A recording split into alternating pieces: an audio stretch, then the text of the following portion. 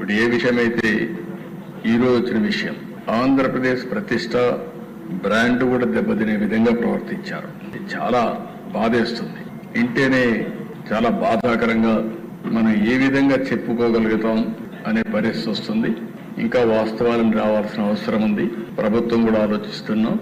వాస్తవాలన్నీ వచ్చిన తర్వాత ఎప్పటికప్పుడు అవన్నీ కూడా అధ్యయనం చేసుకుని ఏం చేయాలో చేస్తూనే మళ్ళా మీకు ఇన్ఫార్మ్ చేస్తాం. ఏ ప్రభుత్వం అయినా ప్రజలకు జవాబుదారీతనంగా ఉండాలి. ఎవరు తప్పు చేసినా వాళ్ళ మీద యాక్షన్ తీసుకునే పరిస్థితి ఉంటేనే ఇంకొకరు ఇలాంటి తప్పులు చేయకుండా భయపడే పరిస్థితి వస్తుంది. ఏదేమైనా ఈ రోజు నా దగ్గర ఏదైతే మీమారి కానీ అక్కడ వేసినటువంటి ఛార్జ్ షీట్ రిపోర్ట్ కానీ అన్నీ ఉన్నాయి. అది పబ్లిక్ డొమైన్ లో ఉంది.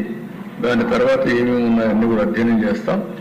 అధ్యయనం చేసి ఏం చేయాలనో మళ్ళీ మీ అందరి దగ్గరికి ఏం చేయాలో చేస్తూనే మీకు ఎప్పటికప్పుడు సమాచారం ఇస్తామని చెప్పి తెలియజేస్తాం.